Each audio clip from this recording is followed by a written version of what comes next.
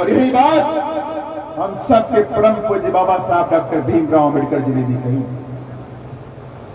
और बाबा साहब की मूर्तियां आप लोग देखते हैं, बाबा साहब की मूर्ति में दो बातें खास होती हैं कि बाबा साहब के बाएं हाथ में संविधान होता है, किताब होती है बाबा साहब, और दाहिने हाथ में उंगलियों का इशारा होता है कि नहीं। उसका सही मकसद था कि बाबा साहब ने कहा कि मेरे बच्चों, अगर तुम्हारे शरीर में खून का आखिरी कतरा जब तक रहे तब तक तुम्हें अपने संविधान की रक्षा करनी होगी। और दूसरी बात बाबा साहब ने कही कि जाओ मेरे बच्चों, उस शक्ति के मंदिर पे कब्जा कर लो अपने उत्थान के लिए, और जिस दिन तुम उस शक्ति के मंदिर पे पार्लियामेंट पे कब्जा कर लोगे वोट के द्वारा, उसी दिन आप इस देश के राजा बन जाओ, और उसी दिन आपकी सारी दुख तकलीफें खत्म हो जाएंगी इस देश में। उसी दिन जब आप राजा बन जाओगे तो कोई भी हिम्मत जुटा नहीं पाएगा, कितना बड़ा गुंडा मवाली हो कि आपके बहू बेटे की तरफ आंख उठा करके देख ले, उसकी हिम्मत नहीं होगी साहब। और इस बात को पूरा करने के लिए बाबा साहब ने पूरे जीवन भर संघर्ष किया, पूरे जीवन भर हम सबको जगाने का प्रयास किया।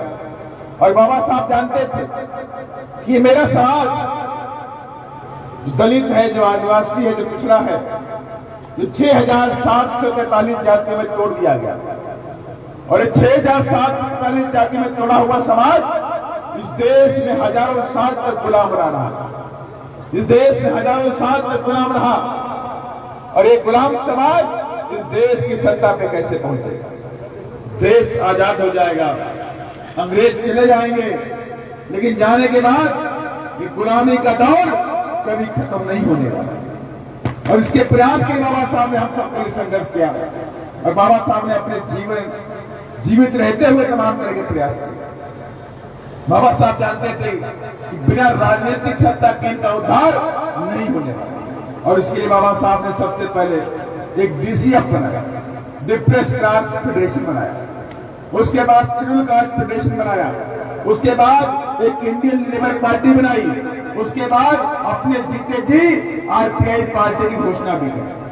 कई चारों पार्टी बनाने के बाद बाबा साहब ने कहा, मैं चाहता हूं कि इस देश के अंदर पिछड़ों के लिए, दलितों के लिए, आदिवासियों के लिए, वंचितों के लिए मैं एक पार्टी बनाऊं, और वो पार्टी इस देश में राज करे और इनको मान सम्मान दिलाने का काम करे। लेकिन बाबा साहब उस पार्टी को बनाने से पहले खत्म हो गए।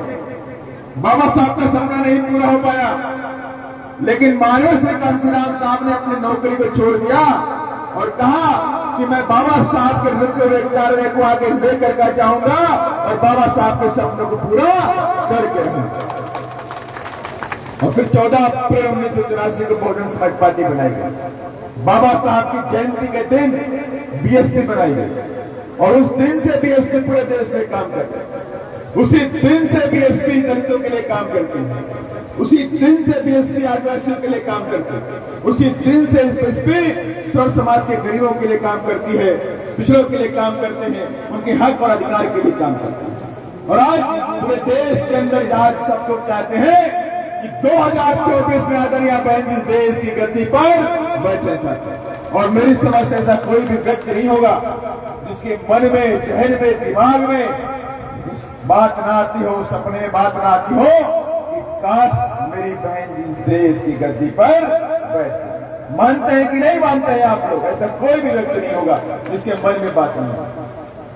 और पूरे देश के अंदर हाल खराब, पूरे देश के अंदर हाल खराब है। कई सारे मुख्यमंत्रियों ने बनाई, कई सारे मुख्यमंत्री ने बोला। अभी तेलंगाना का मुख्यमंत्री बोलता है कि संविधान बदलना चाहिए, नया संविधान आना चाहिए।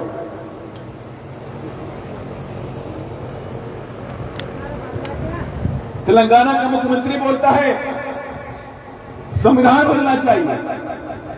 बीजेपी के कई सारे मंत्री बोलते हैं हम जल्द संविधान बदल देंगे। अरे हम चैलेंज करते हैं तुमको, हम तुमको चैलेंज करते हैं, तुम संविधान बदल के देखो, हम को इस लायक नहीं छोड़ेंगे तो हमारे संविधान की तरफ आगे ताकत देती है। और इसलिए आज पूरे देश के अंदर बहुजन समाज पार्टी के लोगों ने और बहुजन समाज पार्टी के साथ साथ में अम्बेडकर वादियों नीला गमछा बांध लिया है और नीला कपन बांध के निकल पड़े हैं 2024 में इस सत्ता के महासंग्राम में अपनी बड़ी ताकत बना करके इस देश में दिखाने का काम करें। और मैं कहना भी चाहता हूं, एक छोटी सी लाइन, कई सारे लोगों ने अपने अपने एक दोहे बोले हैं, तो मैं भी बोलना चाहता हूं। उठो साथियों, समय नहीं है शोभा और श्रृंगार का, दम भरो और अलगार करो सत्ता के संग्राम का। ये सत्ता का महासंग्राम होने वाला है। ये 2023 और 2024 ये सत्ता का महासंग्राम, और ये सत्ता का महासंग्राम अगर हम सब लोग जीत गए तो हमारा संविधान जिंदा रहेगा और हमारा मान और सम्मान जिंदा रहेगा। और अगर हम ये 2023 का सत्ता का महासंग्राम हार गए और 2024 का भी सत्ता का संग्राम हार गए तो तुम्हें कौन बचाएगा? कौन तुम्हारी बात को सुनेगा? कौन तुम्हें ख्याल रखेगा? कौन तुम्हारी बहू बेटे को बचाएगा?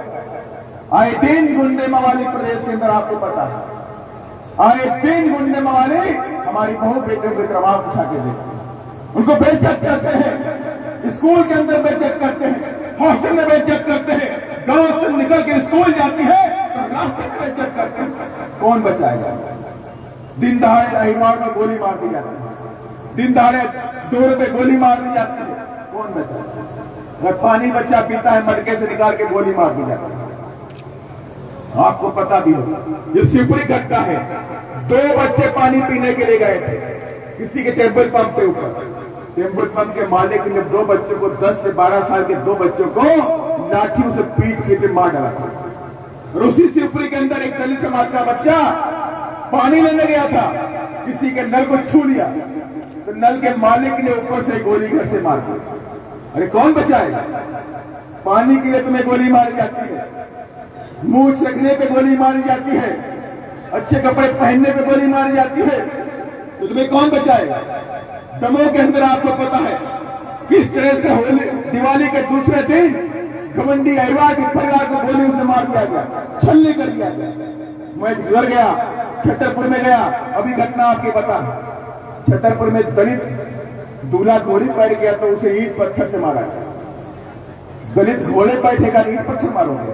अरे मेरे नीले झंडे वालों, जय भीम के मानने वालों, 2023 के सत्ता का महासंग्राम जीत लीजिए, फिर देखता हूं किसकी हिम्मत है कि हमारी बच्चों की तरफ, हमारे दूल्हों की तरफ ईंट पत्थर फेंकने की हिम्मत करता था। लेकिन इसके लिए आपको पावर चाहिए, पावर चाहिए आपको। और तमाम सत्ता के दलाल बैठे हुए लोग हैं वहां पर।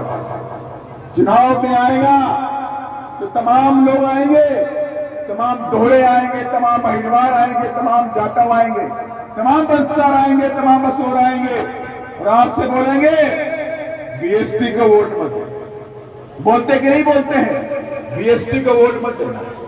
अरे बीएसपी तो जीत नहीं रही है, कांग्रेस को वोट कर दो। कहते कि नहीं कहते हैं? और बीजेपी वरना आ जाएगा, वरना क्या होगा? बीजेपी आएगा। और ऐसे दलालों से आपको सावधान रहने की जरूरत है। ऐसे दलालों से आपको सावधान रहने की जरूरत है कि वो कौन लोग हैं जो कांग्रेस का पैसा खाते हैं, जो लोग बीजेपी का पैसा खाते हैं, वो लोग बीएसपी को रोकने के तरह तरह के हथकंडे अपनाने का काम करते हैं। और इस बार आप कसम खा लीजिएगा कि बाबा साहब का सपना मध्य प्रदेश की धरती पर बीएसपी पूरा करेगी और सत्ता की चाबी अपने हाथों में लेकर। अरे भी मुख्यमंत्री जी बोल रहे, हरिजन शब्द बोला। अरे हम हरिजन की औलाद है तो तुम किसकी औलाद है? तुम भी तो बता दो किसकी औलाद है। बोलना चाहिए, नहीं बोलना चाहिए? अगर हम हरिजन की औलाद है तो तुम किसकी औलाद है? तुम भी अपने बारे में बोलो भाई, है कि नहीं है? हमें बोलते हो हरिजन। अरे आप मुख्यमंत्री हैं, आप संवैधानिक बातों को बात करिए, संवैधानिक भाषा का प्रयोग करिए। आप हमारे समाज के लोगों का अपमान नहीं कर सकते। आपको कोई अधिकार नहीं है कि आप हमारे समाज के लोगों का सम्मान नहीं कर सकते, उनका अपमान करते। अरे आप लाडली योजना लेकर के आए, बोलते हैं लाडली योजना 1000 रुपया देंगे। अरे आप 1000 रुपया देंगे, महिलाओं के खाते में आएगा 21 साल की उम्र तक। अरे 5 साल जब आपके दीपक में तेल खत्म हो रहा है, आपकी सत्ता जाने वाली है, तब आप सत्ता को बचाने के लिए 1-1000 रुपये बांटोगे। और चुनाव नजदीक आएगा तो क्या करेंगे? कहेंगे 10 किलो की जगह पे 20 किलो राशन फ्री, तेल राशन की दुकान पे फ्री, दाल फ्री, नमक फ्री, ये सब कुछ करेंगे। और किस लिए? आपके वोट लेने के, सिर्फ वोट लेने के लिए सब कुछ नाटक करेंगे। लाडली योजना भी लेके आएंगे और हो सकता है चुनाव तक लाडला योजना भी लेके आए, हो सकता है। उनको तो पैसे से वोट खरीदना है ना, उनको काम नहीं। मैं उनसे पूछूं, मैं पूछता हूं, माननीय मुख्यमंत्री जी, आप यहाँ पे मुख्यमंत्री हैं, तो आप बताइए यहाँ पे कितने दलितों, आदिवासियों, पिछड़ों के बच्चों को नौकरी आपने देने का काम किया? एक भी नौकरी नहीं। आपने तृतीय चतुर्थ श्रेणी की भर्ती खत्म कर दी, सरकारी भर्ती आपने खत्म कर दी। 50,000 स्कूलों को बंद करने का फरमान दिया कि लगभग 50,000 school, primary school Madhya Pradesh से बंद कर दिए। 25 लाख दलित, आदिवासियों, पिछड़ों के बच्चों को कुपोषण है इसी प्रदेश के अंदर। कुपोषण उनको है, उनके 2 वक्त की रोटी नहीं है, बच्चों की ग्रोथ नहीं हो रही। और लेकिन गरीबों का खाना कौन खाता है? गरीबों की थाली की रोटी मुख्यमंत्री जी अमीरों को खिलाने का काम करते हैं। ये मुख्यमंत्री जी उनको खिलाते हैं, गरीबों की रोटी छीन करके उनको खिलाने का काम करते हैं। मैं कहना चाहता हूं कि अगर ये मेरा बहुजन समाज आज सही ठान लीजिएगा, नीला झंडा हाथ, कि आप सब लोग इस बात पूरी ताकत लगाएं, ये जंग आर पार की होगी, इस सत्ता का महासंग्राम आर पार का होगा। और लेकिन हमें विरोधी पार्टियों के हथकंडों से भी अपने आप को बचा के रखना कि हमारी जो ताकत है, हमारा वोट है। बाबा साहब ने 3 उपदेश हम सबको दिए, शिक्षित बनो, संघर्ष करो और संगठित रहो। 3 तरह के उपदेश दिए बाबा साहब। कहा मेरे बच्चों आपको शिक्षित बनना, क्योंकि शिक्षा वो शरणी का दूध है, वो जो पिएगा कहां रहे। बात बाबा साहब। और दूसरी बात बाबा साहब ने कही, संघर्ष करो। मेरे बच्चों आपको जीवन भर अपने संवैधानिक अधिकारों को बचाने के लिए संघर्ष करना पड़ेगा। और संघर्ष तब तक करते रहना है जब तक बड़ी से बड़ी कामयाबी आपके कदम न चूमे, तब तक आपको पीछे नहीं हटना। और तीसरी बात बाबा साहब ने कही, मेरे बच्चों संगठित रहो, एक रहो। एक हो जाओगे तो इस देश के राजा बन जाओगे, इसी देश के राजा बन जाओगे।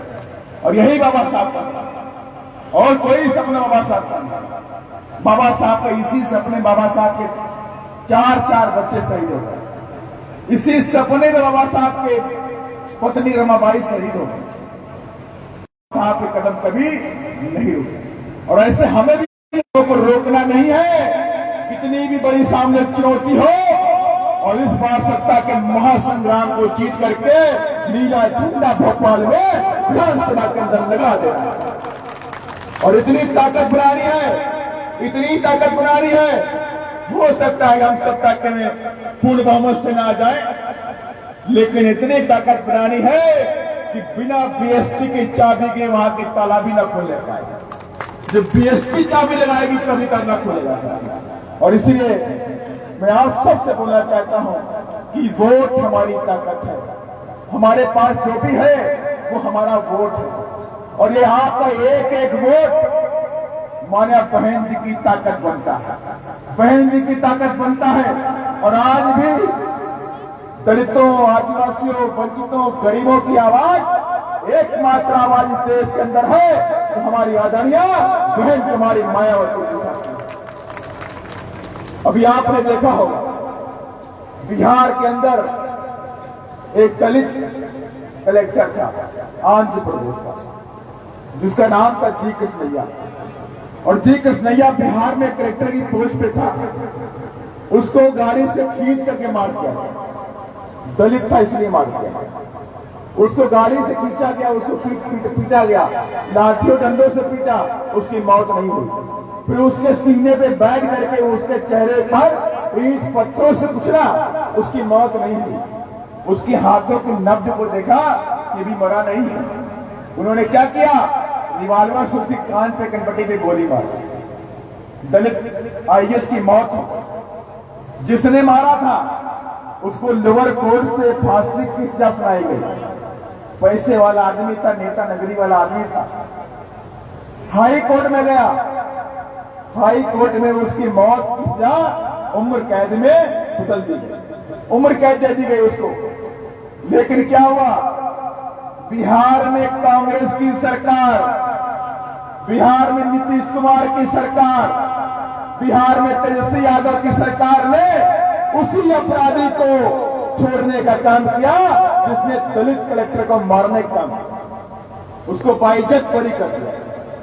किसी ने कोई बात नहीं रखी, किसी नेता ने कोई बात नहीं रखी। और क्या बोले, कांग्रेस और बीजेपी के लोग बोले, अरे वो तो बेचारा निर्दोष था, फंसा दिया। और कुछ लोग बोले, वो दलित कलेक्टर क्यों गया था उस रोड के ऊपर, जब जानता था कि वहां लोग खड़े हैं तो क्यों गया, उसे मार दिया। अरे कोई नहीं बोला। आपके दर्द को आदरणीय बहन जी ने बोलने का काम किया, शेख बहन जी ने साथ। जब बोला तो देश के अंदर भूचाल आ गया। पूरी मीडिया ने उसे कहा, एकमात्र नेता कोई है तो हमारी आदरणीय बहन जी साथ। इसलिए मैं कहना चाहता हूं, कोई आवाज उठाता नहीं है, कोई नहीं उठाता है। जब कलेक्टर जैसा हमारा बच्चा मार दिया गया तो हमारे छोटे मोटे बच्चे को कौन पूछता है। इसलिए मैं आप सबसे कहना चाहता हूं, इसलिए मैं आप सबसे कहना चाहता हूं कि मानव श्री कांसीराम साहब ने एक नारा दिया था, कई नारे दिए, जो जमीन सरकारी है वो जमीन हमारी है। कहा कि नहीं कहा। और दूसरा नारा दिया कि वोट तुम्हारा राज तुम्हारा। बताइए मुझे, वोट तुम्हारा राज तुम्हारा नहीं चलेगा, नहीं चलेगा। इसके मतलब कभी आपने सोचा कि मानव श्री कांसीराम साहब ने इस नारे का आगाज क्यों किया। उनका कहना था कि जो लोग तुम्हारे बच्चों से नफरत करते हैं, मेरी बात को ध्यान से सुनिएगा, खास तौर से मेरी माताएं बहनें, जो लोग तुम्हारे बच्चों और बेटी बेटियों से नफरत करते हैं, जो लोग तुम्हारी बेटियों पर बुरी नजर रखते हैं, जो लोग तुम्हारे बच्चों को मूंछ रखने पे गोली मार देते हैं, जो लोग तुम्हारे अच्छे घरों से नफरत करते हैं, जो लोग तुम्हारी पढ़ाई से नफरत करते हैं, जो लोग तुम्हारे अच्छे कपड़ों से नफरत करते हैं, क्या वो लोग तुम्हारा वोट लेकर के मंत्री, विधायक और मेंबर ऑफ पार्लियामेंट, सांसद बन करके तुम्हारे हक की आवाज उठाने का काम करेंगे क्या? करेंगे क्या? नहीं करेंगे ना। तो इसीलिए मानव श्री कांसीराम साहब ने नारा दिया कि वोट हमारा, राज तुम्हारा नहीं चलेगा, नहीं चलेगा। और इस बार हमारे बहुजन समाज के लोगों ने कसम खा ली है, अब वोट हमारा, राज हमारा, मध्य प्रदेश में यही चलेगा, यही चलेगा। और इसमें हमें पूरी आशा और विश्वास है कि हम लोग पूरी ताकत के साथ में लगे। मेरा एक एक कार्यकर्ता लगा हुआ है और तमाम तरह के लोग हमें रोकने का प्रयास भी करते हैं। तमाम तरह के लोग बीएसपी को खराब करने की बात भी करते हैं। तमाम तरह के लोग क्या बोलते हैं कि बीएसपी बीजेपी की बेटी बोलते हैं कि नहीं बोलते? क्या बोलते हैं? बीएसपी बीजेपी की बेटी। अरे मैं उन लोगों से पूछना चाहता हूं, उन लोगों से पूछना चाहता हूं कि 2004 से लेकर के 2014 तक बीएसपी के सारे सांसद बने तो केंद्र में सरकार कौन सी? कांग्रेस, उसको समर्थन देने का। और यही नहीं, 2008 में 6 विधायक हमारे बने भोपाल, वहां पे राजस्थान के अंदर, हमने उनको समर्थन दे दिया, बिना शर्त समर्थन दिया। 6 महीने के अंदर वहां के मुख्यमंत्री ने हमारी पीठ पे छुरा ठोक दिया, हमारे 6 विधायक तोड़ दिए। 2018 में फिर बताया, 2018 में हमारे 6 विधायक बने, कांग्रेस की बहुमत में नहीं आई, कांग्रेस बहुमत में नहीं आई, बीजेपी ताकत में आ गई। बीजेपी के कुछ मुद्दे विधायक कम पड़ गए। बहन जी ने कहा कि बीजेपी को रोकना है, बीजेपी नहीं आएगी, बीजेपी की सरकार नहीं बनेगी। सामंतवादी ताकतों को रोकने के लिए हम कांग्रेस की सरकार को समर्थन देते हैं, हम कांग्रेस की सरकार बनवाते हैं। हमने वहां पे 2018 में कांग्रेस को समर्थन दिया और यहां पर भी दिया। 2 हमारे एमएलए थे, उन्होंने भी, हमारे बहन जी ने मध्य प्रदेश के अंदर भी कांग्रेस को समर्थन हमने दे दिया और उसकी बदौलत राजस्थान के अंदर कांग्रेस की सरकार बन गई और मध्य प्रदेश में कांग्रेस की सरकार बन गई। अब वहां का मुख्यमंत्री क्या करता है कि हमने डिमांड करी कि 2 अप्रैल 2018 में जो बच्चों के ऊपर SC/ST एक्ट जो खत्म किया गया, उसको लेकर पूरे देश में क्रांति हुई, नीली क्रांति हुई। उस नीली क्रांति के दिन जिन बच्चों के ऊपर मुकदमे रख दिए गए, उन मुकदमों को आप खत्म करो। ये बात यहाँ के मुख्यमंत्री कमलनाथ जी थे, उनसे भी बोला गया और राजस्थान के मुख्यमंत्री गहलोत जी भी थे, उनसे भी बोला गया। लेकिन उन लोगों ने क्या किया, हमारी बात तो नहीं माना और हमारे 6 विधायकों को खरीद लिया, उनको तोड़ने का काम किया। और इसलिए मैं कहना चाहता हूं, ये कांग्रेस और बीजेपी, ये दोनों पार्टी हमारी नहीं है। एक नागनाथ है तो दूसरा हमारे लिए साफ नाथ है। और इसलिए हम बहुजन समाज पार्टी के लोग न किसी के पीटी में और न किसी की सीटी में, हमारी सोच अलग है। अगर दलित भाइयों के लिए कोई काम करना पड़ेगा, हम खुलकर करेंगे। उनकी आवाज बंद करके संसद से लेकर तलक तक लड़ने का काम बीएसपी करने का काम करेंगे।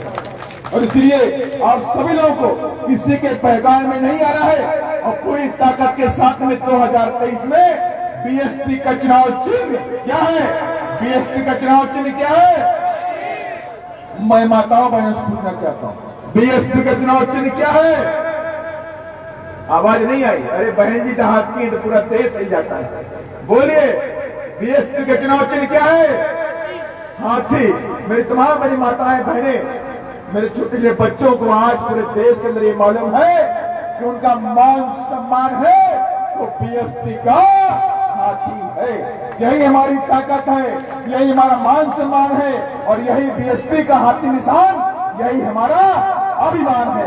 तो हर घर में हाथी निशान होना चाहिए और हर घर में लिख लीजिए कि 2023 के सत्ता के संग्राम को जीत करके नीला झंडा हाथी निशान भोपाल की विधानसभा में लगाने का काम करेंगे और बहुजन समाज के ऊपर हो रहे अत्याचारों को मिटाने का काम करेंगे। और ऐसी मुझे पूरी आशा और विश्वास भी है कि मेरी तमाम मेरी माताएं बहनें सभी लोग मिलकर के, मेरे नौजवान साथी लोग मिलकर के दोबारा पूरी ताकत के साथ में 2023 में बीएसपी की सरकार बनाने के लिए रणभूमि में कूद पड़ेंगे आज से। और इसी दिन बातों के साथ मैं अपनी बातों को खत्म करने से पहले मैं चाहता हूं कि महापुरुषों के सम्मान में पूरी ताकत के साथ में आप सभी लोग मेरे साथ में नारा लगाने का काम करेंगे। बाबा साहेब, देखिए बाबा साहब के नाम तक अगर आवाज ना आई तो बात बहुत खराब है। अरे बाबा साहब हमारी शक्ति है कि नहीं है कि नहीं है? तो इतनी आवाज आनी चाहिए कि मुख्यमंत्री का सिंहासन हिल जाए। अरे बाबा साहेब, बाबा साहेब, जय भीम, जय भीम, मगर कंसराम साहेब, मगर कंसराम साहेब, बीएसपी की क्या पहचान? बहन कुमारी मानती जिंदाबाद।